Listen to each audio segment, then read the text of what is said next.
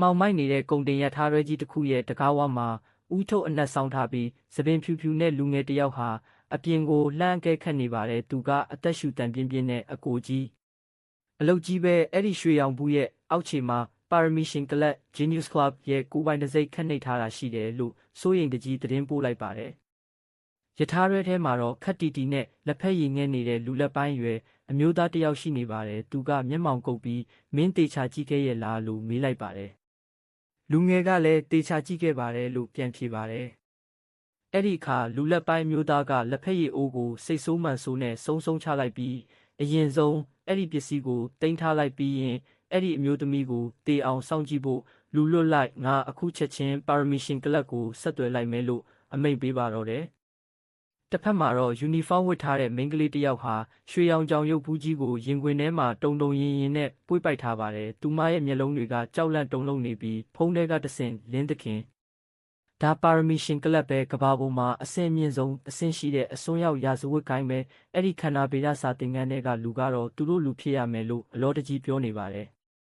သူမကဆက်ပြီးကျမတို့ကသူတို့လူကိုတတ်မိပြီးသူတို့ပစ္စည်းကိုပါယူလာပြီးရောင်းမလို့လုပ်နေတာသူတို့သာစောင့်ကြည့်မိသွားရင်ကျမတို့တေချာပေါက်ခန္ဓာကိုယ်တော်အဖက်တင်မှာမဟုတ်ဘူးလင်းသခင်ကျမတို့မြန်မြန်ပြေးကြရအောင်လို့ငိုတံပါနဲ့ပြောရှာပါတယ်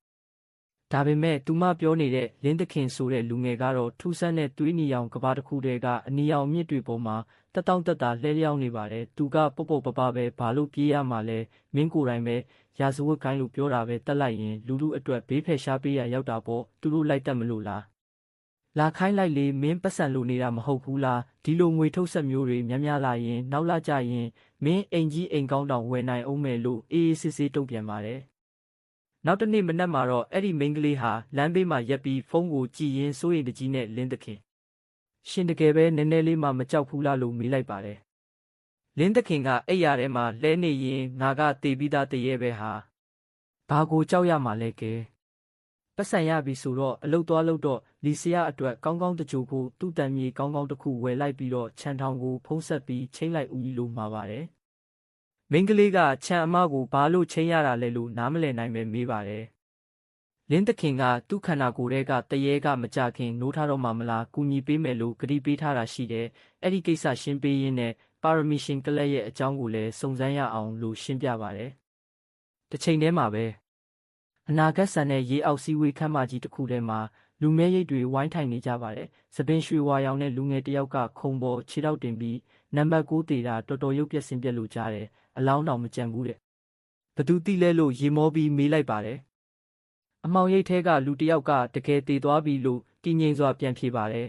။သပင်ရွှေဝါရောင်လူငယ်ကငါပြောသားပဲတနေ့အစားထိုးတေမဲ့သူတွေနဲ့ပဲအလုရှုပ်နေပြီးကိုလူလိုတရေလိုလုံနေတာ။စောစီမောက်မှာပဲအခုတော့ကြည်စမ်းဘသူတက်သွားမှန်းအောင်သိမှာမဟုတ်ဘူးလို့လှောင်ပြောင်ပါတယ်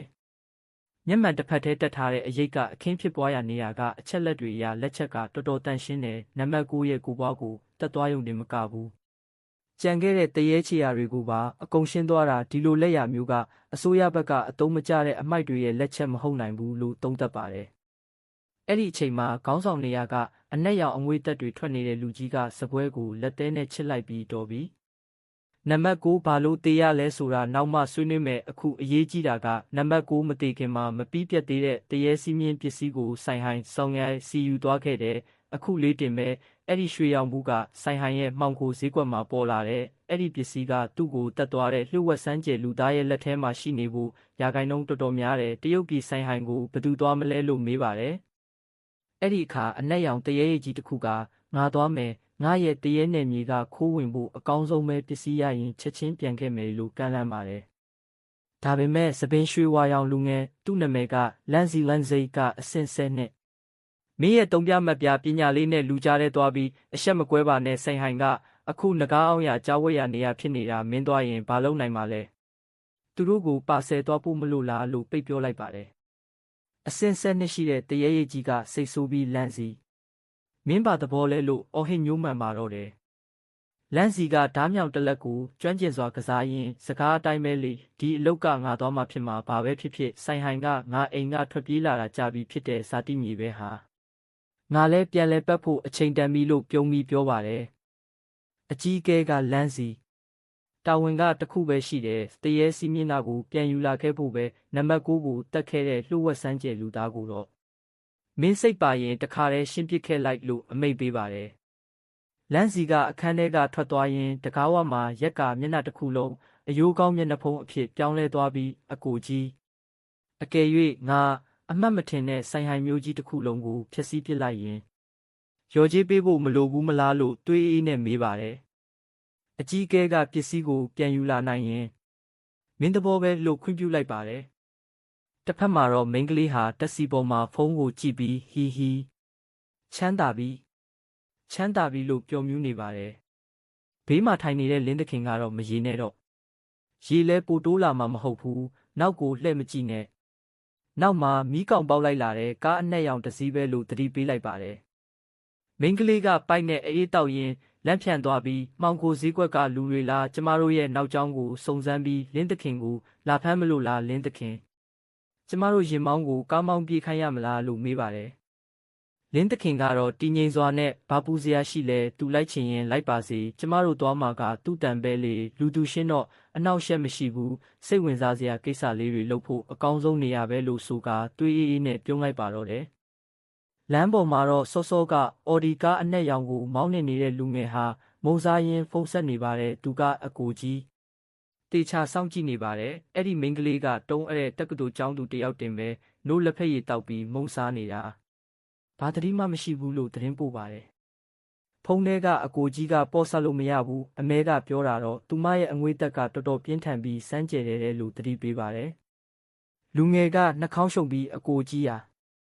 ဒါတွေကဟန်ဆောင်ထားတာပါငါလက်တီးနှစ်ချက်လောက်ဆိုသူငိုသွားမှာအခုပဲသူ့ကိုဖမ်းပြီးပြန်လာခဲ့ရမလားလို့မန်ထောင်ပြီးပြောပါတယ်မကြခင်မှာပဲအဲ့ဒီလူငယ်ဟာသူ့တန်ရဲ့အဆောက်အုံထဲကိုခိုးဝင်လာပြီးမြေပုံစံငယ်ကြီးတစ်ခုကိုကြည့်နေတဲ့မိန်းကလေးရဲ့အနောက်ကနေချောင်းမြောင်းနေပါတယ်သူကငါဒီလောက်နီးနီးကက်ကက်လိုက်လာတာတော့မသိဘူးဒါကိုများစမ်းကြယ်တယ်လို့ပြောနေကြသေးတယ်လို့တွေးပြီးလှောင်ပြောင်းနေတော့အကိုသူ့တန်မြေဝယ်မလို့လားခမဆိုတဲ့အတန်ကအနောက်ကနေရုတ်တရက်ထွက်လာပါတယ်သူလှည့်ကြည့်လိုက်တော့ဝစ်စုံကြီးနဲ့ပြုံးနေတဲ့အယောင်းဝင်နှန်းတစ်ယောက်ကိုတွေးလိုက်ရလို့လမ်းဖြတ်သွားပြီး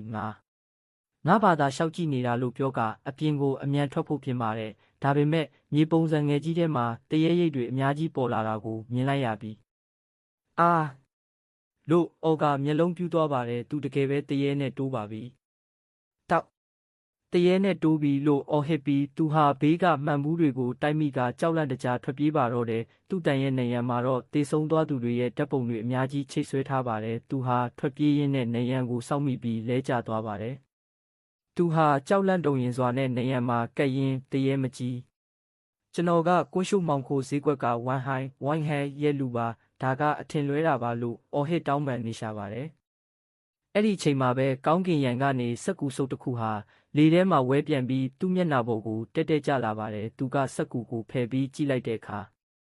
အဲ့ဒီစက်ကူပေါ်မှာသွေးရောင်စာလုံးတွေနဲ့အနောက်ဆင်ခြေဖုံးသူ့တန်ရဲ့အထူး package လို့ရေးထားပြီးအောက်မှာတော့သူ့ရဲ့အမည်ဖြစ်တဲ့မြေကျွတ် World Rat ဆိုတဲ့နာမည်နဲ့အတူတေဆုံးရမယ့်ရက်ကိုသွေးနဲ့ရေးမှတ်ထားတာကိုတွေးလိုက်ရပါတော့တယ်သူ့တန်ရဲ့အဆောက်အုံထဲမှာဝမ်ဟန်ရဲ့လူဖြစ်တဲ့လူငယ်ဟာကြောက်လန့်တကြားနဲ့ကျမ်းပြင်ပေါ်ဒူးထောက်လဲကျသွားပြီးအနောက်ကိုတရွတ်တိုက်ဆုပ်ပြေးနေရှာပါတယ်သူဟာအနောက်ကတစုံတစ်ခုကိုကြောက်လန့်တုန်လှုပ်စွာနဲ့လက်နှစ်ဖက်လုံးကပြရင်းမလာကြပါနဲ့ကျွန်တော်ကမြေကျွတ်ပါကျွန်တော်ကဝမ်ဟန်ရဲ့လူပါဗျာကျွန်တော်မှားသွားပါတယ်ကျွန်တော်တကယ်မှားသွားပါပြီလို့အသေးအတန်အော်ဟစ်တောင်းပန်နေပါတယ်အဲ့ဒီအချိန်မှာဝစ်စုံပြေမိန်းကလေးကတော့သူမရဲ့နိုးလက်ဖက်ရည်ခွက်ကိုပိုက်နဲ့အေးဆေးစွာဆုပ်တောက်ရင်းကျမ်းပြင်ပေါ်မှာဒူးထောက်ပြီးတောင်းပန်နေတဲ့လူငယ်ကိုငုံကြည့်ကာဒီမြေကျွတ်ကတော်တော်လေးတတိနေတာပဲလင်းသခင်ရှင်သူ့ကိုဘာတွေပြလိုက်လို့ဒီလောက်တောင်ကြောက်လန့်တကြားဖြစ်သွားရတာလဲလို့မေးလိုက်ပါတယ်လှုပ်ဝက်စမ်းကျဲတဲ့သွေးနီရောင်ကဘာကြီးထဲမှာလှဲလျောင်းနေတဲ့လင်းသခင်ကသူ့ရဲ့နဖူးပေါ်ကတတိယမြောက်သွေးနီရောင်မျက်လုံးကိုလက်နဲ့တို့ထိရင်းဒါကသေးငယ်တဲ့လှဲ့ကွက်လေးတစ်ခုပါပဲအရင်တုန်းကဒီတုတန်မှာတရေအသေးလေးတစ်ကောင်ရှိခဲ့ဘူးတဲ့အဲ့ဒီတရေကလူတွေရဲ့ပခုံးပေါ်တက်ထိုင်ပြီးမျက်လုံးတွေကိုလိုက်ပိတ်ကစားနောက်တက်တာမျိုးပေါ့ငါကအဲ့ဒီတရေရဲ့အငွေ့တက်ကိုအုံပြီးအတူယူဖန်တီးလိုက်တာဒီကောင်ကဒီလောက်အထိကြောက်တက်လိမ့်မယ်လို့မထင်ထားမိဘူးလို့အေးအေးဆေးဆေးရှင်းပြပါတယ်တစ်ဖက်မှာတော့ကြောက်လန့်နေတဲ့မြေကျွဲရဲ့ပတ်လည်နေရံတွေမှာချိတ်ဆွဲထားတဲ့လူသေးဓာတ်ပုံတွေဟာရုတ်တရက်တရေတစေတွေလိုမျိုးတုံ့ပြန်လာကြပါတယ်ဓာတ်ပုံတွေကလူတွေကတွေးတဲ့အပြုံးကြီးတွေနဲ့မြေကျွတ် မြေကျွတ်မြေကျွတ်လို့သူ့ရဲ့နာမည်ကိုတီးတိုးရေရွတ်ပြီးဝိုင်းအောင်နေကြပါတယ်မြေကျွတ်ဟာကြောက်လွန်းလို့နားနှစ်ဖက်ကိုလက်နဲ့အတင်းပိတ်ကအားလို့အော်ဟစ်နေရှာပါတယ်သူဘလောက်တောင်ကြောက်သွားလဲဆိုရင်ကျမ်းပြင်ပေါ်မှာဒူးထောက်နေရင်းနဲ့ပဲဘောင်းဘီထဲစီးထွက်ကြတဲ့အထိထိတ်လန့်သွားပြီးကျမ်းပြင်ပေါ်မှာစီးကွက်ကြီးဖြစ်သွားပါတော့တယ်ဒါကိုမြင်လိုက်ရတဲ့မိန်းကလေးကနိုးလက်ဖက်ရည်တောက်ရင်တဟားဟားနဲ့ရေမောကဟီဟီလင်းသခင်ကြည့်ပါဦးသူကြောက်လွန်းလို့ဘောင်းဘီထဲစီးတောင်ထွက်ကျသွားပြီးတော့အယောင်ကလည်းတော်တော်ဝါတာပဲဒီလူကပုံမှန်ရေကောင်းကောင်းမတောက်ဘူးထင်တယ်နော်လို့လှောင်ပြောင်ပြောဆိုပါတယ်လင်းသခင်ကကဘာဦးအစလို့တွေးနေအောင်သူ့တန်မြေပြင်ပေါ်မှာမတ်တက်ရက်လိုက်ပြီးမင်းနည်းနည်းလောက်တီတီငိမ့်ငိမ့်နေလို့မရဘူးလားဒါကမိန်းကလေးတယောက်အာယုံဆိုင်ရမယ့်ကိစ္စမျိုးလားကဲတော်ပြီလုံခြုံရေးတွေလာတော့မယ်မြန်လိုက်ခဲ့တော့လို့ပြောလိုက်ပါတယ်အဲ့ဒီနောက်မြေကျွတ်ဟာကြောက်လန့်တကြားနဲ့သူ့တန်ရဲ့အဖြူရောင်နေရန်ကြီးကိုအတင်းတိုးဝှေ့ဖြက်စီးပြီးအပြင်ကိုရုန်းကန်ထွက်ပြေးသွားပါတယ်သူဟာအိမ်သားထဲကိုအပြေးလွှားဝင်သွားပြီးအိမ်သားတကားကိုချက်ထိုးကအသက်ကိုပြင်းပြင်းရှူနေပါတယ်ဝတ်ထားတဲ့နှာခေါင်းစည်း mask ကိုချွတ်ဖို့ပြင်းနေတော့မှာပဲရှူဆိုတဲ့အတန်နဲ့အတူအိမ်သားထဲကအမိုက်ပုံးပေါ်မှာစစ်လိတ်တလိတ်ကသူ့လိုမိတောက်လာပါတယ်မြေကျွတ်ကလန့်သွားပြီးဘေးကိုလှည့်ကြည့်လိုက်တဲ့အခါတကားနောက်ကမှန်ပေါင်ထဲမှာသူ့ရဲ့တပ်ပုံကတေဆုံးသူတဦးရဲ့နာရီတပ်ပုံဖြစ်ပြောင်းလဲသွားပြီးတပ်ပုံတွေကသူ့ရုပ်ကသွေးစွာနဲ့ဖျက်ချောက်ပြုံးနေတာကိုမြင်လိုက်ရပါတယ်မြေကျွတ်ကကြောက်နဲ့မျက်ရည်တွေစီးကျလာပြီးဒါကဂျင်ရှိုနီယန်ဂျင်းစီနီယန်ရဲ့အလုရှင်ဝမ်ဟိုင်လွတ်လိုက်တာပါဟိုမိန်းကလေးရောင်းလိုက်တဲ့ရွှေရောင်ဘူးရဲ့အောက်ခြေမှာပါရမီရှင်ကလပ် Genius Club ရဲ့တစိမ့်ပါနေလို့ပါအလုရှင်ကပြဿနာတက်မှလဲကြောက်တယ်ဒါပေမဲ့ဆုလက်ကိုလည်းလိုချင်နေတော့ကျွန်တော်ကိုစောင့်ကြည့်ဖို့လွှတ်လိုက်တာပါဗျာလို့အကုန်ဖွင့်ပြောချလိုက်ပါတယ်လင်းသခင်ကမင်းရဲ့အလုရှင်စီဖုန်းဆက်လိုက်ဒါပေမဲ့စကားတစ်လုံးမှမပြောနဲ့လို့အမိန့်ပေးပါတယ်မြေကျွတ်ကကွဲအပ်နေတဲ့သူ့ရဲ့ဖုန်းမျက်နှာပြင်ကိုတုံရီနဲ့နှိပ်ပြီးဝမ်ဟိုင်စီဖုန်းခေါ်ဆိုလိုက်ပါတယ်ဝမ်ဟိုင်ကဖုန်းလက်ခံရရှိတဲ့အခါဘလို့လဲအခြေအနေပြစ်မှတ်ကမင်းကိုရိပ်မိသွားလားလို့မေးပါတယ်မြေကျွတ်ကလင်းသခင်ရဲ့အမိန့်အတိုင်းပါးစပ်ကိုလက်နဲ့ပိတ်ပြီးဘာမှမပြောဘဲငြိမ်နေပါတယ်အဲ့ဒီအချိန်မှာမြေကျွတ်ရဲ့ဖုန်းမျက်နှာပြင်ထဲကနေအနက်ရောင်တရဲမွေကြီးတစ်ကောင်ရုတ်တရက်ထွက်လာပြီးဝမ်ဟိုင်ရဲ့အတန်ထွက်လာတဲ့ဖုန်းကိုကိုက်ခွဲဖျက်ဆီးပစ်လိုက်ပါတော့တယ်ဖုန်းလိုင်းလည်းပြတ်တောက်သွားပါတယ်သူ့တန်ရဲ့အပြင်ဘက်တကားဝမှာတော့မိန်းကလေးကပန်းပွင့်လေးတစ်ပွင့်ကိုကင်ပြီးစော့ကစားရင်းဘလို့လဲအခြေအနေလို့မေးပါတယ်သူ့တန်ထဲကနေထွက်လာတဲ့လင်းသခင်ကဒီကောင်ကအယိုးပြော့ပဲအကုန်ဖွင့်ပြောသွားပြီးဝမ်ဟိုင်လွတ်လိုက်တာလည်းကြည်ရတာငါတို့ဂျင်ရှိုနီယန်ကိုပြန်သွားပြီးအဲ့ဒီဝမ်ဟိုင်ဆိုတဲ့လူကိုရှာရအောင်မယ်ထင်တယ်လို့ပြောပါတယ်မိန်းကလေးကလန့်သွားပြီးဟမ်အဲ့ဒီကိုပြန်သွားမယ်ဟုတ်လားဒါကကြားတွင်းနဲ့ကို့ဘာသာသွားတိုးတာနဲ့မတူဘူးလားလို့စိုးရိမ်တကြီးမေးပါတယ်လင်းသခင်ကတော့ငါရှိနေတာပဲမင်းဘာကိုကြောက်နေတာလဲလို့ယုံကြည်မှုအပြည့်နဲ့ပြန်ပြောပါတယ်အဲ့ဒီနောက်မိန်းကလေးဟာလီဆီယာရဲ့အုတ်ကူရှိမှရွှေရောင်ဘူးကိုချထားပြီးလက်အုပ်ချီကလီဆီယာစိတ်အေးလက်အေးနာပါတော့နော်နောက်ဘဝကြရင်လူဆိုးတွေနဲ့မတွေ့ပါစေနဲ့တော့အေးချမ်းချမ်းနဲ့ဘဝကိုဖျက်ဆီးနိုင်ပါစေလို့ဆုတောင်းပေးနေပါတယ်ဘေးမှာရက်နေတဲ့လင်းသခင်ကဒါနဲ့မင်းပြောတဲ့ခြံအမကောဘာလို့အခုထိရောက်မလာသေးတာလဲလို့မေးလိုက်ပါတယ်အဲ့ဒီအချိန်မှာပဲအဖြူရောင်ကားတစ်စီးကသူ့တန်တကားဝကို break အုပ်ပြီးပြင်းပြင်းထန်ထန်ဆိုက်ရောက်လာပါတယ်ကားပေါ်ကနေစပင်နီစတိုင်ကြနဲ့အနက်ရောင်ဝတ်စုံဝတ်ထားတဲ့အမျိုးသမီးတစ်ယောက်ဆင်းလာပြီးမိန်းကလေးစီကိုအပြေးလွှားသွားကရီရိုက်ညီးပြီးခဲ့တဲ့အချိန်ကဒီမှာပြဿနာတက်ခဲ့ပြီးပြီလေအခုဘာလို့ဒီကိုထက်လာရတာလဲလို့စိတ်ပူတကြီးနဲ့စူပူလိုက်ပါတယ်ရီကခြံအမရဲ့မျက်နှာပေါ်ကတရဲအကွဲချောင်းတွေကိုကြည့်ပြီးခြံအမမင်းရဲ့တရဲစပင်တွေကလို့စိုးရိမ်တကြီးမေးပါတယ်ခြံအမကသူမရဲ့နဖူးကိုလက်နဲ့အုပ်ပြီးမတက်နိုင်ဘူးလေတရဲအငွေ့သက်ကိုနှိမ်နှင်းဖို့အတွက်ဌာနချုပ်ကတတ်မှတ်ချက်ကိုရှောက်ထားလို့မရခဲ့ဘူးလို့စိတ်ပြက်လက်ပြက်ပြောရှာပါတယ်ရီကပြုံးရွှင်သွားပြီးခြံအမအမှန်တော့ကျမတော်တဲ့ဆရာတယောက်နဲ့တိထားတယ်သူကမင်းရဲ့တရဲစပင်တွေကိုနှိမ်နှင်းပေးနိုင်လိမ့်မယ်ထင်တယ်လို့အကြံပေးပါတယ်ခြံအမကရီရဲ့ခေါင်းကိုပုတ်တက်ပေးရင်းငါရဲ့တရဲစပင်နိုးထားမှုက90%ကျော်နေပြီးဖြူလိုညွှန်ကြားရေးမှုတောင်လက်လျှော့ထားတာဒီလောကမှာဘလို့လို့အကြအမြင်ရဆရာတွေဒီလောက်များနေမှလဲအများစုကငါတို့ရဲ့နာရေးစည်းကိုလိန်စားမဲ့လူလိန်တွေပဲအဲ့ဒီဆရာကဘာတောင်းဆိုလဲပတ်စံလားဒါမှမဟုတ်တခြားအရာလားလို့မတင်တာစွာမေးပါတယ်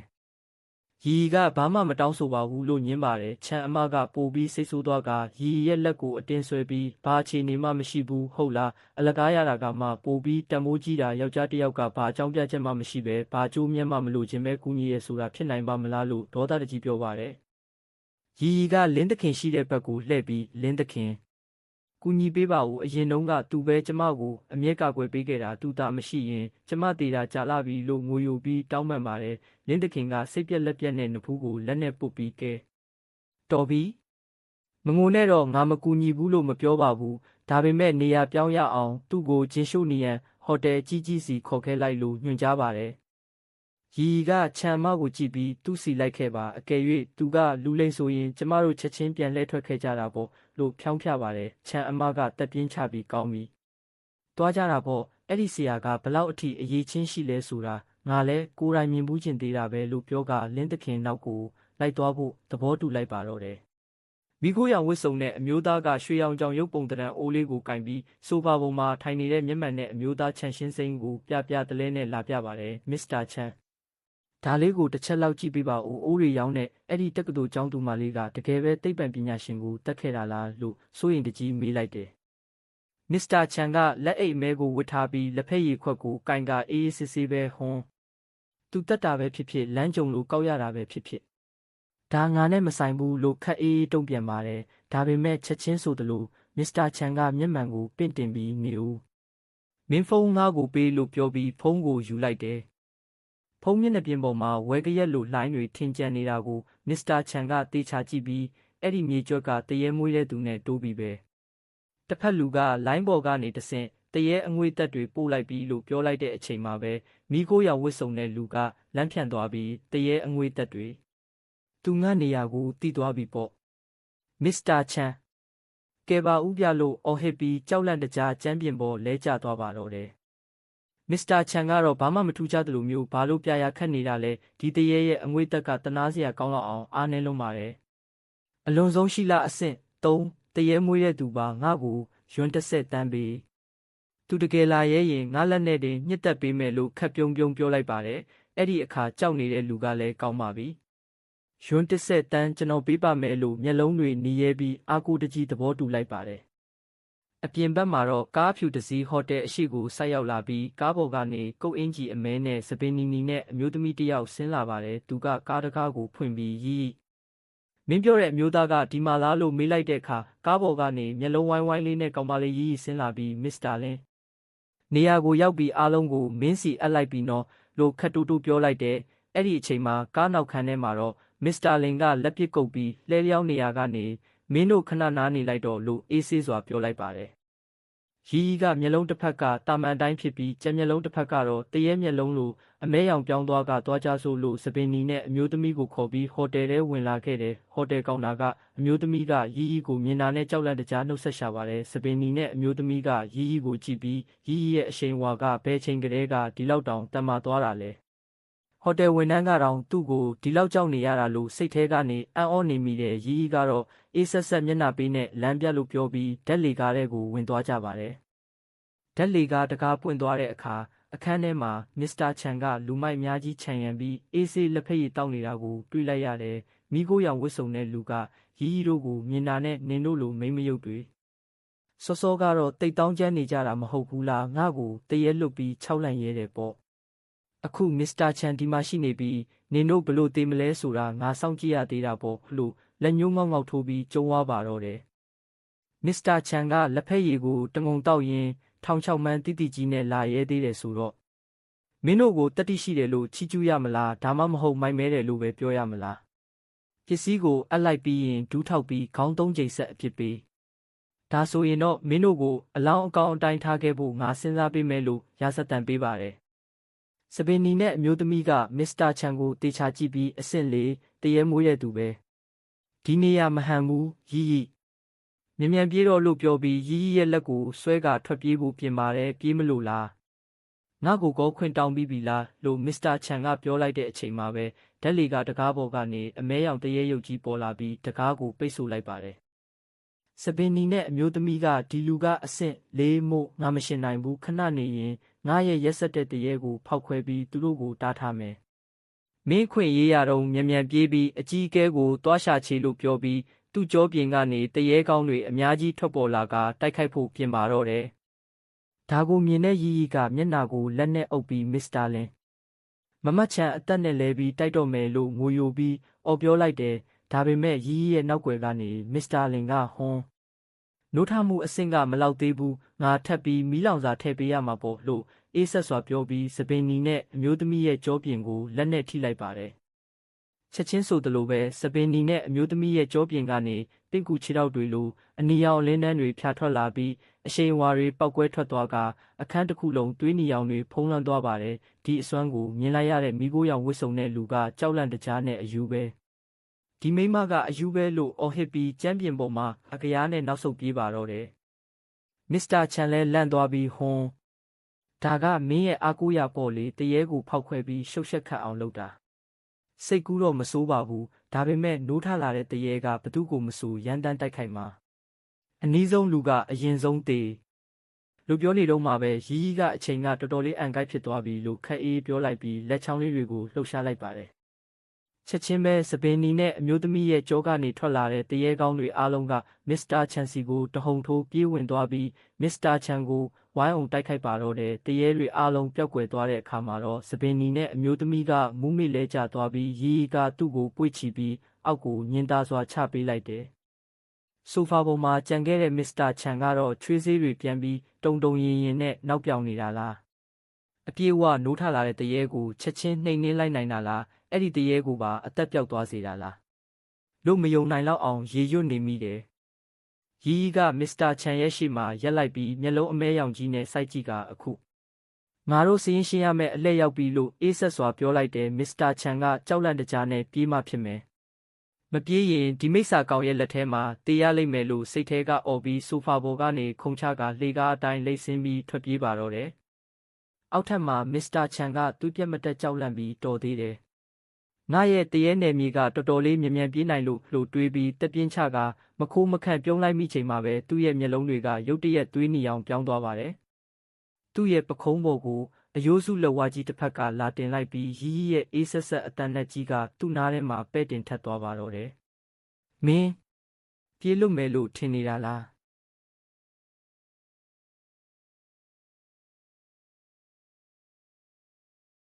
အမှောင်ရိပ်တန်းနေတဲ့အခန်းကျင်းတစ်ခုထဲမှာဝန်သူထေးဝိုင်းလို့ခေါ်တဲ့လူတစ်ယောက်ဟာနယံကိုကျုံးမိရင်းလယ်ပင်မှာတရေကျိုးကွင်းဆွတ်ထားသလိုညှစ်ခံထားရလို့အသက်ရှူရကျက်ပြီးသွေးတွေအန်ကာတအဲနဲ့ညီးတွားနေရှာတယ်သူရှိမှတော့နီရဲတောက်ပြောင်နေတဲ့မျက်လုံးအစုံနဲ့မိန်းကလေးငယ်လေးအီညာရကမတ်တက်ရက်ပြီးသွေးအေးလာတဲ့လေတံနဲ့အခုငါမေးတာကိုမင်းဖြေရမယ်တခွန်းလေးတောင်လိန်ဖို့ကြိုးစားရင်မင်းရဲ့နှလုံးသားဟာရွှွညွန့်တွေလိုကြေမွပျက်စီးသွားလိမ့်မယ်နားလေလားလို့ချင်းချောက်လိုက်တယ်ဝန်သူထေးဟာကြောက်လန့်တကြားနဲ့ကျမ်းပြင်ပေါ်လဲကျသွားပြီးငါ့ကိုမတတ်ပါနဲ့ငါတိသမျှအကုန်ပြောပါမယ်လို့အသေးအတန်တနာခံတော့တယ်အီကသူ့ကိုစိုက်ကြည့်ရင်ကောင်းပြီမင်းကညင်ကြီးရှင်ကလပ် Talent Club ကလူပဲမလားလို့မေးလိုက်တဲ့အခါဝန်သူထေးကမဟုတ်ပါဘူးငါကညင်ကြီးရှင်ကလပ်ရဲ့အပြင်စည်းကအဖွဲ့ဝင်တယောက်ယုံတင်ပါလို့တုံတုံရီနဲ့ညင်းဆိုတယ်အီကမျက်မှောင်ကျုပ်ပြီးဒါဆိုအဲ့ဒီတည်သွားတဲ့အယူကဆုံးဟိုင်းစုံငဲမှာဘာပစ္စည်းတွေခြံထားခဲ့တာလဲလို့ထပ်မေးတယ်ဝန်တထေးကအဲ့ဒါတရေဥပဒေသား Fast Rules ပါအထက်ကလူတွေကအဲ့ဒါကိုပြန်ရှာဖို့နဲ့နံပါတ်9ရဲ့တည်ဆုံးရတဲ့အကြောင်းရင်းကိုစုံစမ်းဖို့အတွက်နံပါတ်73ရှိတဲ့လှိုင်းလေး wave ကိုလွှတ်လိုက်ပြီးလို့အရှိန်အဝါပြင်းထန်တဲ့လူတစ်ယောက်အကြောင်းကိုဖွင့်ဟပြောပြတယ်ကအဲ့ဒီလှိုင်းလေးဆိုတဲ့ကောင်းကင်ပေါ်ပြန်တက်နိုင်တာဘလို့တရေမျိုးမလို့လဲလို့ထပ်မေးတဲ့အခါဝန်တထေးကခေါင်းကိုဆွဲကင်ပြီးငိုယိုအော်ဟစ်ရင်းငါတကယ်မသိဘူးသူကနံပါတ်6ထက်တောင်ပိုယူသွတ်တဲ့အယူတယောက်လိုပဲငါကြားဖူးတာအားလို့ကြောက်လန့်တကြားအော်ဟစ်ပါတော့တယ်ကကြည့်ရတာမင်းစီကရနိုင်တဲ့တံမိုးကဒီလောက်ပဲရှိတာပေါ့လို့ပြောပြီးတက်ဖို့ပြင်တဲ့အခါဝန်တထေးကမတက်ပါနဲ့ငါမှာပတ်စံတွေအများကြီးရှိတယ်ပတ်စံတွေအကုန်လုံးမင်းကိုပေးပါမယ်လို့အော်ပြောတယ်ဒါပေမဲ့ကပူဆက်ပူလောင်နိုင်တဲ့ပတ်စံတွေကိုတော့ငါလိုမရှိဘူးလို့ပြောပြီးသူ့ရဲ့လက်ချောင်းလေးတွေကိုတောက်တစ်ချက်ခောက်လိုက်ရဝန်သူထေးဟာအနီရောင်လင်းနှန်းတွေနဲ့အတူလဲကျတည်ဆုံးသွားခဲ့ရတယ်အဲ့ဒီနောက်ကဘေးမှာတတိမိလဲကျနေတဲ့မမတ်ချန်ချင်းကြားကိုပွေ့ချပြီးအပြင်ကိုထွက်လာခဲ့တယ်တ တစ်ဖက်မှာတော့ဟိုတယ်ခန်းမထဲကကောင်တာတစ်ခုမှာဉာဏ်ကြီးရှင်ကလပ်ရဲ့လူတစ်ယောက်ဖြစ်တဲ့ရှောင်းဟေးစီယုတ်ဟေးနဲ့မိန်းကလေးတစ်ယောက်ဟာတောက်ဆရာတွေတောက်ရင်းစကားပြောနေကြတယ်မိန်းကလေးကဆရာချန်ကအစင်လေးရှိတဲ့တရေမွေးဆရာပဲသူကတော့အလောင်းတောင်ကြမ်းမှမဟုတ်ဘူးလို့ပြောလိုက်ရာရှောင်းဟေးကအားနေတဲ့သူကအားပြင်းတဲ့သူရဲ့အစာပဲလေအဲ့ဒီမိန်းကလေးကဉာဏ်ကြီးရှင်ကလပ်ရဲ့ပစ္စည်းကိုမထိသင့်ပဲထိခဲ့တာအခုချိန်ဆိုတေးလောက်ပြီပေါ့လို့မောက်မာစွာပြောနေတော့ဓာတ်လီကတကားပွင့်လာတန်ကြားလိုက်ရတယ်ရှောင်းဟေးကဆရာချန်ပြန်လာပြီးအမှတ်နဲ့ဆရာချန်ပင်ပန်းသွားပြီဖြည်းဖြည်းကြွပါလို့ပြောရင်းခါညွတ်နှုတ်ဆက်လိုက်ပေမဲ့ဓာတ်လီကားတွေကထွက်လာတာကမမချန်ကိုပွေ့ချီထားတဲ့အေးဖြစ်နေတာကိုမြင်လိုက်ရတဲ့အခါမျက်လုံးတွေပြူးကျဲပြီးအံ့ဩထိတ်လန့်သွားတော့တယ်အေးကပါလဲငါ့ကိုမြင်ရတာအံ့ဩသွားတာလားဒါမှမဟုတ်ငါကအလောင်းတလောင်းဖြစ်နေရမယ်လို့ထင်နေတာလားလို့အေးဆက်ဆက်မေးလိုက်တဲ့ရှောင်းဟေးဟာချက်ချင်းပဲကြမ်းပြင်ပေါ်ဒူးထောက်ကျသွားပြီးသူ့မျက်နှာသူပြန်ရရင်မမကြီးငါပါဇက်ကတယမ်းမိတာပါငါတေးသင့်ပါတယ်ငါကိုဖြက်ခနဲလွတ်လိုက်တဲ့လေးတစ်ချက်လိုသဘောထားပြီးခွင့်လွတ်ပေးပါဦးလို့အသေးအတန်တောင်းပန်တော့တယ်ကတိုက်တိုက်ဆိုင်ဆိုင်တွေ့ရတာနဲ့ပဲငါမှမင်းကိုရောင်းစရာပစ္စည်းလေးတစ်ခုရှိတယ်လို့ပြောရရှောင်းဟေးကမျက်ရည်တွေနဲ့ပြောပါမမကြီးဘာပဲဖြစ်ဖြစ်ငါအမျှတဆုံးဈေးနှုန်းပေးပါမယ်ဝမ်ဟိုင်းတည်သွားပေမဲ့ငါရှိသေးတယ်လေလို့ပြောတယ်ကရှောင်းဟေးကိုစိုက်ကြည့်ပြီးဒါဆိုမင်းရဲ့အသက်ကဘလောက်တန်လဲပြောကြည့်လေလို့လေတန်အေးနဲ့မေးလိုက်တယ်ဒီစကားကြောင့်ရှောင်းဟေးဟာသွေးပြက်မတက်ကြောက်လန့်သွားပြီးကျမ်းပြင်ပေါ်ခေါင်းနဲ့အကြိမ်ကြိမ်ရိုက်ကမမကြီးရဲ့ငါအသက်ကမတန်ပါဘူးငါကိုတက်လိုက်ရင်မမကြီးရဲ့လက်တွေပဲညစ်ပတ်ကုန်ပါလိမ့်မယ်လို့ငိုယိုအော်ဟစ်ရှာတယ်ကထဆန်းစကားပြောရအောင်စိတ်ချပါမင်းကိုငါမတက်ပါဘူးလို့ပြောလိုက်မှရှောင်းဟေးလည်းအသက်ရှူချနိုင်တော့တယ်ရှောင်းဟေးကဒါဆိုဘာများအမိန့်ရှိပါမလဲမမကြီးဓားတောင်ပဲတက်ရမိပင်လည်းပဲဖြက်ရငါလုံးဝနောက်မဆုတ်ပါဘူးလို့ကတိတွေပေးတော့တယ်ကဓားတောင်တက်မိပင်လည်းဖြက်ဖို့မလိုပါဘူးငါရဲ့သတင်းပေးလူယုံလုပ်ဖို့စိတ်ဝင်စားလားဉာဏ်ကြီးရှင်ကလပ်ကငါ့ကိုလိုက်ရှာနေတာအဲ့ဒီရင်ကောင်းတွေငါစီမလာခင်မင်းကငါ့ကိုကြိုပြီးသတင်းပေးရမယ်အထက်ကိုတက်ချင်ရင်တော့အပင်ကြီးတပင်ကိုမိခိုရမှာပဲလေဟုတ်ပြီမလားမင်းသဘောမတူရင်လဲငါမတက်ပါဘူးဘာလို့လဲဆိုတော့ပရွက်စိတ်တကောင်ကိုတက်ရတာဘာအဓိပ္ပာယ်မှမရှိလို့ပဲလို့ပြောပြီးစက်ကူကပ်ပြားလေးတစ်ခုကမ်းပေးကမမချန်ကိုတွဲပြီးဟိုတယ်အပြင်ကကားစီကိုထွက်လာခဲ့တယ်ကားထဲကိုရောက်တဲ့အခါရဲ့စိတ်ကူးကဘာထဲကဆရာလင်းမှန်မှန်ကရပါပြီမင်းရဲ့မမချန်ကိုတဲကတရေကနောက်3 နှစ်5နှစ်အတွင်းမှာပြန်ပြီးနိုးထလာမှာမဟုတ်တော့ဘူးအဲ့ဒီအချိန်ကသူတခြားတရေတွေကိုထိန်းချုပ်ပြီးမျှချီးညီးဖို့အတွက်လုံလောက်ပါတယ်လို့ပြောလိုက်ရာကဝမ်းသာမျက်ရည်တွေကျပြီးကျေးဇူးတင်ပါတယ်ဆရာလင်းလို့ငိုရင်းပြောရှာတယ်ဆရာလင်းကနှုတ်ကနေကျေးဇူးတင်တာကိုတော့ထားလိုက်ပါငါ့ကိုပေးထားတဲ့ဂတိကိုပဲမမေ့ပါနဲ့လို့တတိပေးလိုက်တယ်ကကားတကားကိုမှီရင်းကောင်းကင်ကြီးကိုမောကြည့်ကဆရာလင်းဒီရက်ပိုင်းအတွင်းဆရာလီထီချိုလိုက်အတွက်ကလဲစားချေဖို့သွားမှာမလားငါလုံးဝတားမှာမဟုတ်ဘူးအဲ့ဒီလူတွေကဆရာလီကိုလူလိုမဆက်ဆံခဲ့ကြတာတကယ်တည်တင်လာလို့မကြည်မနက်ရေရွတ်တယ်ပြီးမှသူကဒါပေမဲ့အဲ့ဒီမတိုင်ခင်ငါအိမ်ကိုအရင်တစ်ခေါက်ပြန်ရမယ်လို့ပြောလိုက်ရာသူ့ရဲ့စိတ်ထဲကစွမ်းအားစုကဘယ်အိမ်ကိုပြန်มาလဲလို့မေးတယ်ကကားပေါ်ကဆင်းပြီးအမောင်ထုတဲ့ရှောက်လန်းရင်းအနောက်ဖက်တင်းချိုင်းစီပေါ်အဲ့ဒါကလူမဆန်တဲ့လုပ်ရက်ဖြစ်နေပါစေဦးငါဆရာလီရဲ့အယိုးပြအိုးကိုပြန်တူးရမယ်အဲ့ဒီလူပြောတဲ့တရေဥပဒေသားကအဲ့ဒီအထဲမှာပဲဝတ်ထားတာဖြစ်ရမယ်လို့ပြတ်သားတဲ့မျက်လုံးတွေနဲ့ပြောရင်းအမောင်ထုတဲ့ကိုတိုးဝင်ပြောက်ကွယ်သွားပါတော့တယ်လာမင်းကြီးတာယာနေတဲ့သူ့တန်တစ်ခုရဲ့ညချမ်းချိန်မှာကျောင်းဝတ်စုံနဲ့ကောင်မလေးတယောက်ရက်နေပါတယ်သူမရဲ့နာမည်ကရာဖြစ်ပြီးသူမရဲ့ကိုယ်ထဲမှာတော့လင်းမျိုးသားမုံလိုင်းလို့ခေါ်တဲ့ဝိညာဉ်တစ်ခုကပ်ညှိနေပါတယ်ကသူ့တန်ထဲကအုတ်ကူတစ်ခုရှိမှရရင်လီစရာစော်ကားမိတာခွင့်လွတ်ပါလို့တိုးလေးရေရွတ်လိုက်ပါတယ်အဲ့ဒီနောက်သူမရဲ့လက်ကနေရဲတောက်နေတဲ့အနီရောင်မော်စွမ်းအင်တွေထွက်လာပြီးအုတ်ကူထဲကတစ်တာအိုကြီးတစ်လုံးကိုစွမ်းအင်နဲ့ဆွဲထုတ်လိုက်ပါတယ်တစ်တာကြီးပေါ်လာတဲ့အခါသူမရဲ့ကိုယ်ထဲကလင်းမျိုးသားကဒါကိုတကယ်ပဲဖွင့်တော့မလို့လားလို့စိုးရိမ်တကြီးမေးပါတယ်ကလည်းမဖွင့်ပဲကြည့်ုံနဲ့တော့ဉာဏ်ကြီးရှင်ကလပ်ကဘာကိုရှာနေလဲဆိုတာဘယ်တိပါမလဲလို့ပြန်ပြောပြီးတစ်တာဖုံးကိုဖွင့်လိုက်ပါတယ်တစ်တာထဲမှာတော့တန်မဏိလိုမာကြောတဲ့လက်သီးဆုပ်ပုံစံကြောက်တုံးတုံးရှိနေပါတယ်ကစိတ်ဝင်တစားနဲ့အဲ့ဒီကြောက်တုံးကိုကင်ကြည့်လိုက်တဲ့အခါမှာတော့ကြောက်တုံးတွေကမကောင်းတဲ့စွမ်းအင်မဲရောင်တွေထွက်လာပြီးသူမရဲ့မျက်နှာပေါ်ကိုကူးဆက်သွားပါတယ်ဟာခေါင်းတစ်ခုလုံးအပြင်းထန်ကိုက်ခဲလာပြီးတကယ်ကိုယွန်စရာကောင်းတဲ့ခံစားချက်ပဲဒါကတရေတစီတွေရဲ့စီမင်းလားလို့အော်ဟစ်မိပါတော့တယ် ခဏအကြာမှာတော့စွမ်းအင်တွေငြိမ်သက်သွားပြီးသူမဟာအဲ့ဒီကြောက်တုံးကိုလက်ထဲမှာကင်ထားရင်းဒီအရာကတရေတစေတွေနဲ့လူအရှင်တွေကိုထိန်းချုပ်နိုင်ုံတင်မကဘူးတရေတွေကိုဘလို့တက်ရမလဲဆိုတဲ့စီးမြင်တွေကိုပါတတ်မှတ်ပေးနိုင်တာပဲတကယ်လို့ဒါကိုအများကြီးထုတ်လုပ်နိုင်မယ်ဆိုရင်တော့ဒီကဘာကြီးဟာတကယ်ငရဲပြည်ဖြစ်သွားတော့မှာပဲလို့တွေးမိပါတယ်သူမဟာအဲ့ဒီကြောက်တုံးကိုဖျက်ဆီးဖို့ကြိုးစားပေမဲ့သူမရဲ့တရေစွမ်းအင်နဲ့တောင်မဖျက်ဆီးနိုင်ပဲဖြစ်နေပါတယ်ဒုက္ခပါပဲဒီအရာထဲမှာစီးမြင့်အာဏာတွေပါဝင်နေလို့ငါရဲ့တရေစွမ်းအင်နဲ့တောင်မဖျက်ဆီးနိုင်ဘူးဒါကိုမကောင်းတဲ့သူတွေလက်ထဲရောက်သွားရင်တော့အကျိုးဆက်ကတွေးဝန်းစရာတော့မရှိဘူးလို့သူမကဆိုပါတယ်သူမရဲ့ကိုယ်ထဲကစွမ်းအင်ကဒါဆိုလှုပ်ဝက်စမ်းကျေပြူရိုကိုအပ်လိုက်ရင်ရောလို့အကြံပေးတဲ့အခါအီကညှင်းဆန်လိုက်ပြီးမဖြစ်ဘူ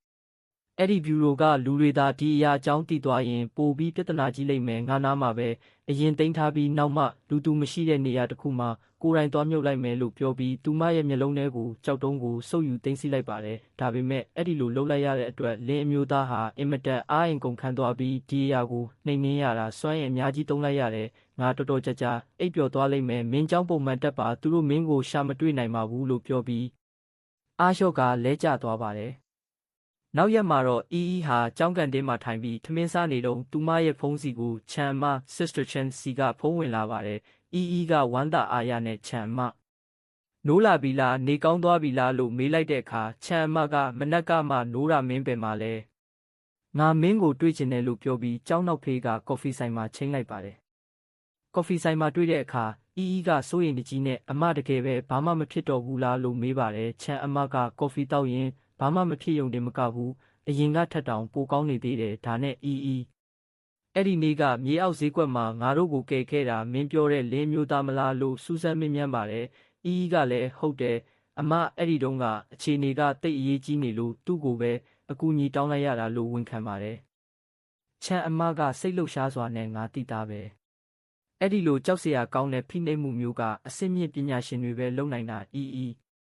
သူ့ကိုနောက်တစ်ခါထပ်ဆက်သွယ်ပေးလို့ရမလားငါလူချင်းတွေ့ပြီးကျေးဇူးတင်ခြင်းလို့ပါလို့တောင်းဆိုပါတယ်ဒါပေမဲ့ကစိတ်မကောင်းစွာနဲ့ပဲမရတော့တော့ဘူးအမသူကလူတွေကိုကယ်ပြီးတာနဲ့ထွက်သွားပြီးသူကဒီလိုစုညံတဲ့ပတ်ဝန်းကျင်ကိုမကြိုက်ဘူးဆိုပြီးတခြားနေရာတွေကိုလဲပတ်ဖို့ထွက်သွားပြီးငါလည်းဆက်သွယ်လို့မရတော့ဘူးလို့လိန်ပြောလိုက်ပါတယ်ချန်အမကဆိုအတင်းပဲတကယ်လို့သူဆက်သွယ်လာရင်ငါအတွက်လမ်းစလေးတစ်ခုလောက်လုပ်ပေးပါဦးဒါကဗျူရိုတစ်ခုလုံးအတွက်တိတ်အရေးကြီးလို့ပါလို့ပြောပြီးသူမရဲ့လက်ချောင်းလေးတစ်ချောင်းကိုစပွဲပေါ်တင်ပြလိုက်ပါတယ်အဲ့ဒီလက်ချောင်းကတရေလက်ချောင်းတစ်ခုလိုဖြစ်နေပြီးချန်အမကအဲ့ဒီနေ့ကစပြီးငါရဲ့တရေစွမ်းအင်ကတည်သွားတယ်လို့ဖြစ်နေပြီးဗျူရိုကငါ့ကိုတရေနှစ်ကောင်လုံးကိုထိန်းချုပ်ဖို့အထိစူးစမ်းခိုင်းနေတာတကယ်လို့အဲ့ဒီအမျိုးသားတရေတွေကိုအသေးဖြစ်အောင်လုပ်တဲ့နီလန်းကိုတိထားရင်ငါတို့ဗျူရိုကအမြဲတမ်းခုခံနေရတဲ့အခြေအနေကနေနယ်မြေတွေကိုကိုယ်တိုင်ရှင်းလင်းနိုင်တဲ့အထိစွမ်းဆောင်နိုင်ပြီးကမ္ဘာအခြေအနေကိုပါပြောင်းလဲပြနိုင်မှာလို့ရှင်းပြပါတယ်ကသူကကူညီချင်မှကူညီမှာပါအမရဲ့သူ့စိတ်ကခမရခတ်ပြီးစိတ်အခြေအနေတိုင်းလှုပ်တတ်တာသူတစ်ပါးခိုင်းတာကိုလည်းမကြိုက်ဘူးလို့ညင်းပါတယ်ချန်အမကလည်းတော်တဲ့သူတွေကတော့မာနရှိကြတာပဲလေထားပါတော့သူဆက်သွယ်လာမှပဲအကြောင်းပြန်တော့ပေါ့ဒါနဲ့သတင်းကောင်းတစ်ခုရှိသေးတယ်ဗျူရိုမူကမင်းအလုတ်ထွက်သွားတဲ့အပေါ်စိတ်မကောင်းဖြစ်လို့မင်းအတွက်ရုံးဝန်ထမ်းယာတုတစ်ခုပေးထားတယ်အလုတ်စင်းချိန်မှတ်တမ်းတင်စရာမလိုဘူးလစာကိုလည်းအဆင့်နဲ့တရေထိန်ချုပ်သူအတိုင်းအပြည့်ပေးမှာတရေနှိမ်နှင်းတဲ့ပစ္စည်းတွေအတွက်ပါငွေသားအဖြစ်ပြောင်းပေးမှာဆိုတော့တစ်လကိုအနည်းဆုံး73တောင်းရလိမ့်မယ်လို့ပြောပြီးစာရွက်စာတမ်းတွေကိုကမ်းပေးလိုက်ပါတယ်ဒါပေမဲ့ကစာရွက်တွေကိုကြည့်ပြီးငြိမ်သက်သွားပါတယ်ချန်အမကဘာဖြစ်လို့လဲနဲလို့လားငါဗျူရိုမူကိုထပ်တိုးတောင်းပေးလို့ရပါတယ်လို့ပြောတဲ့အခါကစပွဲကိုရိုက်ပြီးမတက်ရက်လိုက်ကမလိုပါဘူးဒီပတ်စံကိုငါမယူနိုင်ဘူးလို့ပြက်ပြက်တသားညင်းဆိုလိုက်ပါတယ်ချန်အမကလည်းမတက်ရက်ပြီးမင်းမိုက်မဲမနေစမ်းပါနဲ့ဒါကတတ်ရတဲ့ပတ်စံပဲလေမင်းအဖိုးရဲ့အုပ်ကူကိုပြင်ဖို့ပတ်စံလိုနေတာမဟုတ်ဘူးလားလို့နားချပါတယ်ကတော့စိတ်ပြက်သားစွာနဲ့ပဲအမကိုကူညီပြီးစကားပါပေးမယ်ဆိုတာအမရဲ့မျက်နှာကိုထောက်လို့ပါဗျူရိုကိုပြန်ဝင်ဖို့ကတော့မေ့လိုက်ပါတော့ငါတခြားနေရာမှာပကန့်ဆေးတာဖြစ်ဖြစ်လက်ကမ်းစာဆောင်ဝေတာပဲဖြစ်ဖြစ်လုပ်ပါမယ်အဲ့ဒီလိုပတ်စံမျိုးထက်စားရင်ကိုယ်တိုင်ရှာတဲ့ပတ်စံကပိုပြီးတန်ရှင်းပါတယ်ဗျူရိုမူရဲ့ဟန်ဆောင်ကောင်းမှုတွေကိုငါမလိုချင်ဘူးလို့ပြောပြီးကော်ဖီဆိုင်ထဲကနေထွက်သွားပါတော့တယ်အဲ့ဒီအချိန်မှာတော့အနီရောင်ကဘာဦးနယ်မြေထဲမှာလဲလျောင်းနေတဲ့လင်းမျိုးသားကရဲ့ပြတ်သားမှုကိုသဘောကျစွာနဲ့ပြုံးရင်ဟာမစိုးပါဘူးကောင်မလေးရတကယ်ကိုတတိရှိတဲ့မိန်းကလေးပဲလို့ချီးကျူးစကားဆိုပါတော့တယ် မနက်ခင်းရဲ့လမ်းမထက်မှာကောင်မလေးတစ်ယောက်ကရွှင်လန်းတက်ကြွတဲ့အမူအရာနဲ့ရှောက်လန်းလာရင်းမစ္စတာလင်းရှင်နိုးလာပြီလားလို့လှမ်းနှုတ်ဆက်လိုက်ပါတယ်သူမရဲ့နှုတ်ဆက်စကားကိုကြားလိုက်ရတဲ့အမျိုးသားကတော့စိတ်ပြက်လက်ပြက်အမူအရာနဲ့သူ့ရဲ့သပင်တွေကိုတက်တင်ရင်းငါတည်သွားတာလည်းမဟုတ်ဘဲနဲ့ဘာလို့အုံနာနေတာလဲဟိုအဆောင်ဦးကြီးကလှုပ်ခတ်နေတော့မဲဆိုပေမဲ့လောလောဆယ်တော့ဘာပြဿနာမှရှာနိုင်ဦးမှာမဟုတ်ပါဘူးလို့ခက်ပြက်ပြက်ပြန်ပြောလိုက်ပါတယ်ကောင်မလေးကလည်းလက်ကလေးနှစ်ဖက်ကိုစူစီးပြီးရှင်ခုတင်တင်မှနိုးတာဆိုတော့ဗိုက်စာနေပြီမလားတခုခုသွားစားကြမလားလို့စိတ်ပူပန်တဲ့လေတံနဲ့ထပ်မံမေးမြန်းပါတယ်အဲ့ဒီအခါအမျိုးသားကတွေးတော့ဟန်ဖြစ်အဲ့ဒါတော့ဟုတ်တယ်ပြီးခဲ့တဲ့အချိန်ကသွားစားခဲ့တဲ့အဖိုးကြီးရှူရဲ့ကင်ဆိုင်ကိုပဲသွားကြဆိုဘိုက်ဝအောင်စားပြီးမှပဲဟိုတရိတ်ဆန်လိုရုပ်မာတဲ့ဒူးချောင်းအုပ်ကြီးနဲ့သွားတွေ့ပြီးရှင်းရတာပေါ့ဟူခတ်ထန်သောမျက်နှာထားဖြင့်ဆိုလိုက်ရကောင်းမလေးကလည်းကောင်းပါပြီးရှင်းရုပ်ပြုံးရွှင်စွာနဲ့သဘောတူလိုက်ပါတယ်တစ်ဖက်မှာတော့အရေးကြီးအစည်းအဝေးတစ်ခုကျင်းပနေတဲ့အခန်းထဲကိုစပင်နီနီနဲ့အမျိုးသမီးတစ်ယောက်အပြေးလွှားဝင်ရောက်လာပြီးတောင်းပန်ပါတယ်ကျမနောက်ကျသွားတယ်ညွှန်ကြားရေးမှူးလူတွေအကုန်လုံးကိုဒီလောက်အရေးတကြီးခေါ်ယူရအောင်ဘာကိစ္စကြီးဖြစ်လို့လဲဟုမေးမြန်းလိုက်သည်ထိုအခါစစ်လိတ်တောက်နေသောအသက်ကြီးညွှန်ကြားရေးမှူးကစစ်လိတ်ငွေကိုမှုတ်ထုတ်လိုက်ပြီးဗီဒီယိုကိုဖွင့်ပြလိုက်ပါဟုဘေးနားကလူကိုအမိန့်ပေးလိုက်သည်ဗီဒီယိုထဲတွင်အမျိုးသားတဦးအိပ်ပျော်နေစဉ်သူ၏ဝမ်းပိုက်သည့်ပူပေါင်းကြီးတစ်ခုကဲ့သို့တဖြည်းဖြည်းကြီးထွားလာပြီးနောက်ဆုံးတွင်ပောက်ကွဲသွားသည့်မြင်ကွင်းကိုအခန်းထဲရှိလူများအလုံးထိတ်လန့်တုန်လှုပ်စွာကြည့်ရှုနေကြသည်ထို့နောက်မျက်နှာချက်တွင်သွေးများဖြင့်စွန့်ထင်ကြံရိပ်ခဲ့သောအုံနောက်ပုံစံအမှတ်အသားတစ်ခုကိုပြသရညွှန်ကြားရေးမှူးကအခင်းဖြစ်ပွားတဲ့နေရာရဲ့မျက်နှာချက်မှာဒီလိုအမှတ်အသားကိုခြံထားခဲ့တယ်ဟုရှင်းပြသည်ဘေးမှအရာရှိတဦးကတေဆုံးသူကတော့ဂျင်ဖန်လေကြောင်းလိုင်းရဲ့ပိုင်ရှင်ကျတောက်တယ်ကျူးဖြစ်ပါတယ်ထူးဆန်းတာကဒါဟာ Parmission Club Talent Club ရဲ့လက်ချက်ဆိုရင်တပတ်ဝန်းကျင်မှာရှိတဲ့လူတွေအကုန်လုံးတေးရမှာဖြစ်ပေမဲ့အိမ်နီးနားချင်းတွေနဲ့ကားဆရာကတော့ဘာတန်ရာမှမရပဲလွတ်မြောက်သွားခဲ့တယ်ဟုဆိုသည်ဆရာဝန်ဝတ်စုံဝတ်ထားသောအမျိုးသားကဖိုင်တွဲတစ်ခုကိုဖွင့်ပြရင်းရဲတပ်ဖွဲ့ရဲ့စုံစမ်းစစ်ဆေးမှုအရသူဟာယာဒုအာနာကိုအလွဲသုံးစားလုပ်ပြီးလေရင်မဲ့အသစ်၈ယောက်ကိုဆေးခတ်ကအထမပြုကျင့်ပြီးတသက်ခါနီးအထိတွန်းပို့ခဲ့တယ်သူကကောက်ချစ်ဆင်လဲပြီးတက်တေမချန်ခဲ့တဲ့အတွက်နောက်ဆုံးမှာတော့အဲ့ဒီလေရင်မဲ့တွေအားလုံးဟာစိတ်ကြယောဂါနဲ့ကိုတေချောင်းကြံစီခဲ့ကြတယ်လို့ပဲသတ်မှတ်ခံခဲ့ရတာဟုပြောပြသည်ထိုအခါစပင်နီနှင့်အမျိုးသမီးကဒါဆိုရင်တော့တစ်ဖက်လူရဲ့လူတက်ရတဲ့ရည်ရွယ်ချက်ကပြစ်ဒဏ်ခတ်စီရင်ခြင်း judgment ဖြစ်နိုင်မလားဟုကောက်ချက်ချလိုက်သည်ထိုအချိန်တွင်အခန်းတကားပွင့်သွားပြီးပွဲဥထွက်ကလေးကပါဝင်ခဲ့သောလင်ဆိုသည့်အမျိုးသားကဝတ်စုံနှင့်ဖြင့်ဝင်ရောက်လာကမင်းခံမှန်းတာမမှားပါဘူးသူဟာလူဆိုးတွေကိုတကယ်ပဲစီရင်နေတာပါဟုပြောလိုက်ရာထိုင်နေသောလူတဦးကမတ်တက်ထွက်ပြီးရှန်ဟိုင်းရဲ့ဝါရင်အဖွဲ့ခေါင်းဆောင်အဆင့်9ဝိညာဉ်ထိန်းချုပ်သူကွေတောက်ဝိညာဉ်သားသမားကျူးကြံကြမ်းပါလားဟုအံဩဒကြီးနှုတ်ဆက်လိုက်သည်ညွှန်ကြားရေးမှူးကလည်းညီကိုကျူးမင်းဘလို့ဖြစ်ပြီးရောက်လာတာလဲတရက်ခန့်အကြောင်းတစ်ခုခုသိထားလို့လားဟုမေးရကျူးကြံကြမ်းကခုံတွင်ဝင်ထိုင်ရင်းနည်းနည်းပါးပါးပါပဲဒါပေမဲ့အဲ့ဒါမပြောခင်တခုပြောပြချင်တာကဌာနချုပ်ကလူအရေးပြစက်ကူမှာလှုပ်ရှားမှုအသစ်ရှိနေပြီဟုဆိုသည်ညွှန်ကြားရေးမှူးကသူဘာတွေဟောကိန်းထုတ်ထားလို့လဲဟုအလောတကြီးမေးသောအခါကျူးကြံကြမ်းကတည်ငြိမ်သောမျက်နှာထားဖြင့်နောင်အနာဂတ်မှာစုံဟိုင်မြို့ဟာမုံတိုင်းရဲ့ဗဟိုချက်မှဖြစ်လာလိမ့်မယ်လို့ပြောတယ်ဟုဖြေကြားသည်သူကဆက်လက်၍စုံဟိုင်မြို့မြေပုံနှင့်အမှတ်အသားများကိုပြသရင်းဌာနချုပ်ကသုံးသပ်တာကတော့ဒီမုံတိုင်းဟာပါရမီရှင်ကလပ်ကြောင့်ဖြစ်လာတာသူတို့ကနဝမမြောက်နေရာကလူကိုအလကားတသက်အသေးခံခိုင်းမှာမဟုတ်ဘူးဟုဆိုသည်ညွှန်ကြားရေးမှူးကဒါဆိုဌာနချုပ်ကဘာလုပ်ဖို့ညွှန်ကြားထားလဲဟုမေးရကျူးကြံကြမ်းကပထမအချက်ကတော့level ဝိညာဉ်ဆိုးကိုလက်တစ်ဖက်ထဲနဲ့နှိမ်နှင်းနိုင်ခဲ့တဲ့လှုပ်ဝက်ဆန်းပြတဲ့အမျိုးသမီးဝိညာဉ်ထိန်းချုပ်သူကိုရှာရမယ်ဌာနချုပ်ရဲ့အကဲဖြတ်ချက်အရသူမဟာအနည်းဆုံးအဆင့်9နဲ့အထက်ရှိတယ်သူမကိုငါတို့ဘက်ပါအောင်နီလန်းရှာရမယ်ဟုရှင်းပြသည်ထို့နောက်သူကလက်ချောင်းနှစ်ချောင်းကိုထောင်ပြကာဒုတိယအချက်ကိုဆက်ပြောသည်ဒုတိယအချက်ကတော့ဒီတစ်ချိန်ပါရမီရှင်ကလပ်ကလွှတ်လိုက်တဲ့သူကတကယ်ကိုရက်ဆက်တဲ့သူဖြစ်ပြီးကုတ်နံပါတ်13လန်ကြီးလို့ခေါ်တယ်မင်းတို့ကိုဥပမာတစ်ခုပေးရရင်အနောက်တိုင်းကပုပ်ရဟန်းမင်းကြီးနိုင်ငံကိုတိကြတယ်မလားအဲ့ဒီကောင်ကပုပ်ရဟန်းမင်းကြီးကိုဖမ်းဆီးပြီးလက်ဝါးကတ်တိုင်မှာရိုက်ထားကဝိညာဉ်မီးနဲ့အရှင်လက်မီးရှို့တက်ခဲ့တယ်ပြီးတော့အဲ့ဒီနိုင်ငံတစ်ခုလုံးကိုတွေးချောင်းစီအောင်တက်ဖြတ်ခဲ့တာဟုပြောပြရာအခန်းထဲရှိလူများအားလုံးထိတ်လန့်တုန်လှုပ်သွားကြသည်လူတဦးကဒီကိစ္စကိုသူလုပ်ခဲ့တာလားဘာကြောင့်လဲဟုမေးရကျူးကြံကြမ်းကအကြောင်းရင်းကတော့ရိုးရိုးလေးပါအရင်ပုပ်ရဟန်းမင်းကြီးသတ်မှတ်ထားတဲ့ဥပဒေအရအလူငွေပေးမှသာဖျားသခင်ကဝိညာဉ်ဆိုးတွေရဲ့ရန်ကနေကာကွယ်ပေးမယ်ဆိုတဲ့စည်းကမ်းကြောင့်ပဲသူအလူငွေကောက်ခံပြီးတလအကြာမှတင် အဲ့ဒီနိုင်ငံတစ်ခုလုံးကိုလန်ကြီးကမျိုးတုံးအောင်တပ်ပစ်ခဲ့တာဒါကြောင့်သူကမိမိကိုယ်ဖျားသခင်လို့သတ်မှတ်ထားတာပဲဟုဆိုသည်သူကဆက်လက်၍ဟုတ်တယ်ဒီကောင်ကမတရားမှုကိုလုံးဝမရှုစိတ်နဲ့အယူတယောက်ပဲဥပဒေကမစီရင်နိုင်တဲ့ပြစ်မှုတွေကိုသူကိုယ်တိုင်အဆုံးသတ်ပေးရမယ်လို့ယုံကြည်ထားတာကြောက်တဲ့ကျူးလိုလူယုံမာမျိုးတွေကိုတွေ့ရင်သူကတိုးဆုံးမနေပဲတပ်ဖြစ်မှာတရားမျှတမှုကိုတက်တည်ပြဖို့အတွက်အခမ်းအနားဆန်ဆန်ပုံစံမျိုးနဲ့တောင်စီရင်တက်သေးတယ်ဟုရှင်းပြသည်ထိုအခါညွှန်ကြားရေးမှူးကဒေါသတကြီးဖြင့်စပွဲကိုရိုက်ကဒီနေရာကစုံဟိုင်မျိုးကဝရမ်းပြေးတယောက်ကလာပြီးကိုပိုင်ဥပဒေနဲ့စီရင်တာကိုခွင့်မပြုနိုင်ဘူးဟုဟိန်ဟောက်လိုက်သည်သို့တော့ကျူးကြံကြမ်းကလှောင်ပြုံးပြုံးကဒါပေမဲ့မင်းတို့လည်းကြောက်တဲ့ကျူးလိုလူမျိုးကိုဘာမှမတတ်နိုင်ခဲ့တာအမှန်ပဲမလားစိတ်အေးထားပါအဖိုးကြီးကျူးငါတို့ရှိနေတဲ့၍လန်ကြီးလဲဒီလောက်အထိရန်ကားလို့ရမှာမဟုတ်ပါဘူးအခုလောလောဆယ်အရေးကြီးဆုံးကတော့သူ့ရဲ့မိသူမိဝဖြစ်ကြောင်းကိုအမြန်ဆုံးအတည်ပြုဖို့ပဲဟုပြောသည်ထို့နောက်သူကဘေးသို့လှည့်ကာမင်းတို့ခွက်ခရိုင်မှာဝိညာဉ်ဆိုးကြောင့်တေဆုံးလူနီးပါးဖြစ်ပြီးမှလွတ်မြောက်လာတဲ့ဝိညာဉ်ထိန်းချုပ်သူ2 ယောက်ရှိတယ်လို့ကြားတယ်အဲ့ဒါဘသူလဲဟုမေးမြန်းသည်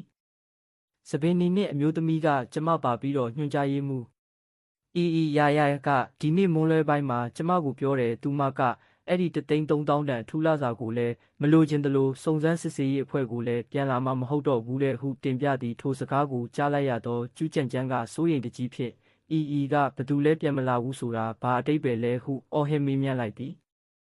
ညွှန်ကြားရေးမှူးအဖိုးကြီးကျူးကချွေးများကိုတုပ်ရင်းသူမကအရင်ကငါရဲ့လက်အောက်ငယ်သားပါလွန်ခဲ့တဲ့ရက်ပိုင်းကဝိညာဉ်ဆိုးနဲ့ကြုံတွေ့ခဲ့ရပြီးသူမရဲ့ခန္ဓာကိုယ်ထဲကဝိညာဉ်မျက်လုံးပျောက်ဆုံးသွားခဲ့တယ်အဲ့ဒါကြောင့်ငါသူမကိုအလုတ်ကနေထုတ်ပစ်လိုက်တာဟုတုံရင်ဖြင့်ဝန်ခံလိုက်သည်ထိုစကားကိုကြားလိုက်ရယုံရှိသည်ကျူးကြံကြမ်း၏မျက်လုံးများနီမြန်းလာပြီးဒေါသတကြီးဖြင့်စပွဲခုံကိုဝုန်းကနေရိုက်ချလိုက်ကနေဦးမင်းပါပြောလိုက်တဲ့ဝိညာဉ်မျက်လုံးပျောက်ဆုံးသွားတာဟုတ်လားအဖိုးကြီးကျူးမင်းရဲ့အုံနောက်ထဲမှာကော်ရည်တွေပဲပြည့်နေတာလားဝိညာဉ်ဆိုးကခန္ဓာကိုယ်ကနေထွက်သွားရင်ဝိညာဉ်ထိန်းချုပ်သူဟာတေကိုတေရမှာအဲ့ဒီကောင်မလေးကဝိညာဉ်မျက်လုံးပျောက်ဆုံးသွားတာတော့မတေဘူးဆိုတာဘာကိုဆိုလို့လဲမင်းမသိဘူးလားဟုဟစ်အော်လိုက်သည်သူကညွှန်ကြားရေးမှူး၏အင်ဂျီကောလာကိုဆွဲကင်ကတရွေများပန်းထွက်သည့်အထိဒီလိုထူးခြားတဲ့ခန္ဓာကိုယ်ဖွဲ့စည်းပုံမျိုးဟာဝိနည်းတတဝါတွေထဲမှာတယောက်မှမရှိနိုင်တဲ့ကွန်တိန်နာကွန်တိန်နာမျိုးပဲဝိညာဉ်ဆိုးတွေတည်ဆုံရတဲ့အကြောင်းရင်းကိုသူတေသနာလုပ်ဖို့အတွက်တောင်အသုံးချလို့ရတယ်ဒီလောက်မဟာဗျူဟာမြောက်တဲ့ပါရမီရှင်မျိုးကိုမှမင်းကသူမမှာဝိညာဉ်မျက်လုံးမရှိတော့ဘူးဆိုပြီးအလုတ်ကနေမောင်းထုတ်လိုက်ရတယ်လို့လားဟုဒေါသအမျက်ချောင်းထွက်ကအော်ဟစ်လိုက်ပါတော့သည်ညွှန်ကြားရေးမှူးလည်းကြောက်ရွံ့တုန်လှုပ်စွာဖြင့်ငါလည်းငါရဲ့ဆုံးဖြတ်ချက်မှားသွားမှန်းသိပါတယ်ဒါပေမဲ့ငါပြန်ကူးစားပေးခဲ့ပါတယ်သူမကိုစာရေးဝန်ထမ်းရာထူးနဲ့လစာအများကြီးပေးမယ်လို့အထူးခွင့်ပြုပေးခဲ့ပါတယ်ဟုစင်ကြေပေးရှာသည်သို့တော်ကျူးကြံကြမ်းကပြန်ကူးစားတယ်ဟုတ်လားမင်းကူးစားနိုင်ပါမလားမင်းကခရိုင်ညွှန်ကြားရေးမှူးဖြစ်ရုံနဲ့တင်ဒီလောက်အထိမောက်မာနေတာပေါ့ဒီကိစ္စကိုငါဌာနချုပ်ကိုအမှန်တိုင်းတင်ပြမှာမင်းဘလို့ဝန်ခံကပ်ရေးရမလဲဆိုတာသာအခုကတည်းကကြိုတွေးထားလိုက်တော့ဟုပြောကအခန်းထဲမှဒေါသတကြီးထွက်ခွာသွားသည်ညွှန်ကြားရေးမှဦးကလည်းမလုပ်ပါနဲ့ဦးညီကိုကျူးရဲ့စကားကောင်းကောင်းပြောကြရအောင်ပါငါကိုသွားပြီးတောင်းပန်ပါမယ်ဟုအနောက်မှအော်ဟစ်ကပြေးလိုက်သွားတော့လဲတကားကြီးကတော့ဝုန်းကနေပိတ်သွားခဲ့ပြီးအခန်းထဲရှိလူများအလုံးစိတ်ငြိမ်စွာကြံရစ်ခဲ့ပါတော့သည်